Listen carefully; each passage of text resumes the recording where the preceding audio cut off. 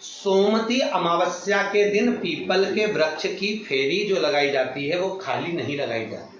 चाहे कच्चे सूत से लगाओ, चाहे 108 आप हल्दी की गठान रख लो, चाहे आप कमलगट्टा रख लो, चाहे आप सिंदूर की डब्बी रख लो, चाहे आप दाग चिरौंजी रख लो, पर 108 वस्तु होना जरूरी है।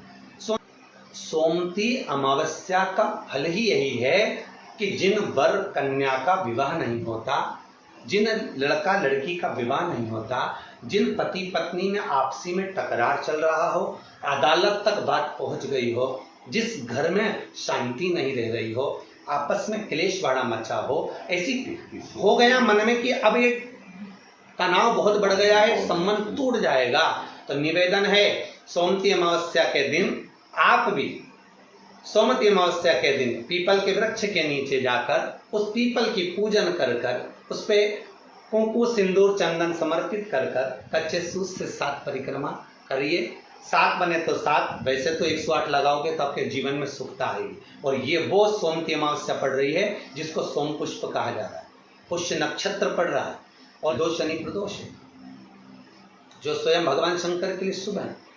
आप 108 फेरी लगाएं, चाहे दाने से लगाएं, चिरौंजी से लगाएं, जिससे भी लगाएं, पीपल की पूजन करें, जल अर्चना करें। इतना निवेदन करता हूं कि आपके घर में अशांति नहीं हो सकती, परिवार में प्रेम जरूर बढ़ेगा। निवेदन है जिसके घर में क्लेश बहुत मचा हुआ है, या कोई पैसा खाकर चले गया, धन नहीं दे रहा, रुपया नहीं दे रहा, और बहुत मशक्कत कर लिए, हाथ जोड़ लिया, पांव पड़ लिया, रुपया नहीं दे रहा, तो काली तिल्ली को पानी में गला दीजिए और पानी में गलाकर उसको सुबह पीस लीजिए। सोमवती अमावस्या के दिन सुबह पीस लो, पीस कर एक कटोरी में उसमें पीला चंदन मिला लीजिए, उसको लेकर जाइए, 1 लोटे में दूध और जल लेकर जाइए, 5 बेलपत्र लेकर जाइए, शंकर के मंदिर में पहुंचिए, शंकर जी के शिवलिंग को, वो जो तिल आपने पीसी है उस तिल को आप मिक्सर में मत पीसना, हाथ से कूटिए या कोई बेलन से या कोई वस्तु से उसको पीसिए और पीस कर उसका उपटन तैयार करिए, उसमें चंदन मिलाकर शंकर के शिवलिंग को समर्पित करिए, शंकर के शिवलिंग को लगाइए। केवल शिवलिंग को ही नहीं, भगवान शंकर की संपूर्ण जलाधारी पर, जहां शंकर भगवान की बेटी अशोक सुंदरी है, कार्तिकेय जी हैं, गणेश जी हैं, उस पूरे जलाधारी में जहां पार्वती मैया भी विराजमान है, पूरी जलाधारी को समर्पित करिए। समर्पित कर कर त्रिपुंड लगाइए, अपनी 3 उंगलियां उसी चंदन पर फेर दीजिए, फेर कर अपनी कामना कर कर बेलपत्र चढ़ा दीजिए, 5 या 7 बेलपत्र आपके भाव से आप शिव को समर्पित कर दीजिए।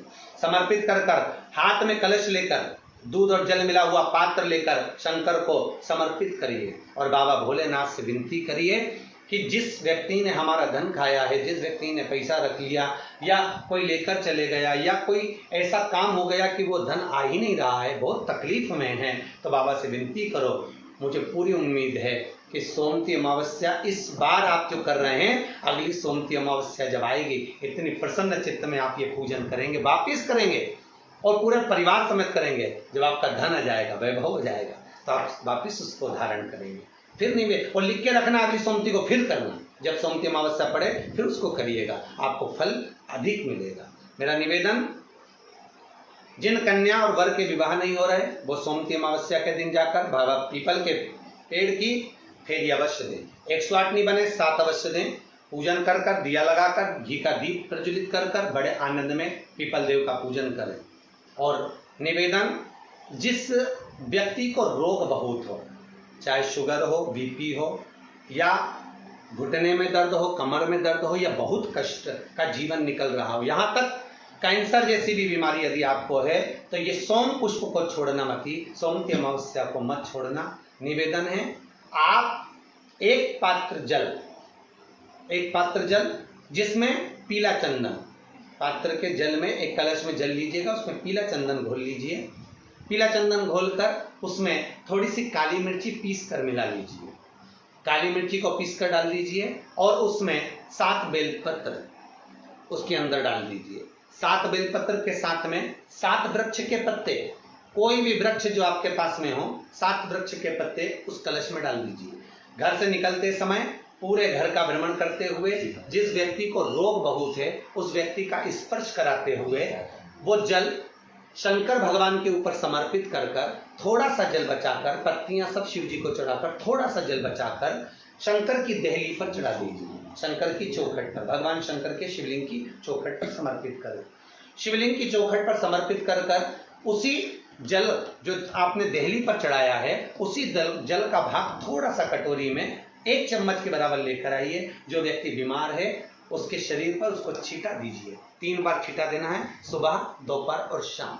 उसके बाद में बाबा विश्वनाथ से प्रार्थना करिए। शाम के समय घर के बाहर एक घी का दिया अवश्य लगाइए। मुझे पूर्ण उम्मीद है सोमती अमावस्या रोग मुक्त करेगी, अधिक फल आपको प्रदान करेगी, सुख का अनुभव कराएगी, आपके जीवन का कल्याण करेगी। और निवेदन, सोमती अमावस्या हमारे जीवन को फलित करने वाली, सुख देने वाली, आनंद देने वाली, हम उसका लाभ अवश्य लें।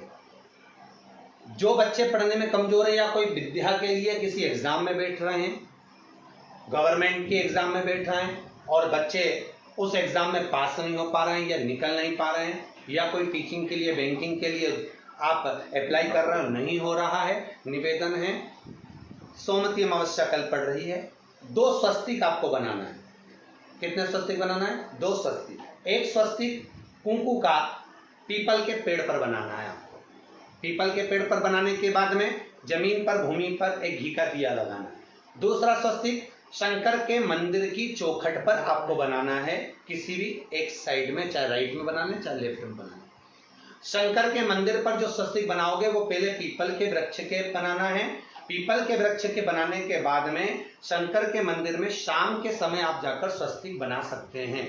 दोपहर से लेकर शाम तक कभी भी स्वस्तिक बनाएं और एक घी का दिया वहां रखता है। बस इतना याद रखना, पीपल के पेड़ के नीचे जो स्वस्तिक बनाओगे वहां जो घी का दिया लगेगा उसमें गोल बत्ती लगेगी, फूल बत्ती लगेगी।